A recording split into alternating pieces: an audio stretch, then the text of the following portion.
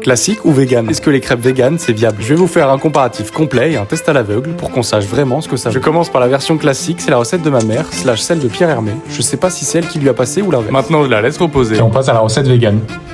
Le temps de repos, faut pas le négliger. En attendant, je fais la pâte à crêpes vegan. Ça va super vite. C'est en gros du lait de soja, de la farine et 2-3 autres trucs. T'es plutôt rhum ou fleur d'oranger? Moi, je mets les deux. Ça a toujours été comme ça à la maison. 1 heure plus tard, premier comparatif des pâtes à crêpes. Dans la boîte en plastique, c'est la vegan et je commence par cuire celle-ci. La coloration pas uniforme, c'est à cause de la poêle. Elle est trop grande par rapport à mon induction. Je passe à la pâte classique et on remarque que la coloration est un peu mieux, ça m'étonne pas. Je l'ai un peu trop colorée d'ailleurs. Le moment qu'on attend tous, y compris moi, le comparatif. La vegan est très moelleuse, voire légèrement pâteuse, mais à des bords bien craquants et en termes de goût, on sent surtout la fleur d'orange. La classique est un peu trop cuite, mais à des bords bien craquants et elle est bien moelleuse sans le côté pâteux de la vegan. En termes de goût, c'est bien plus riche grâce aux œufs, au lait entier et au beurre. Je suis content d'avoir testé parce que je pense qu'à l'aveugle, la plupart, y compris moi, ne sauraient pas faire la différence. Alors la première, La première vegan et la deuxième classique. c'était l'inverse.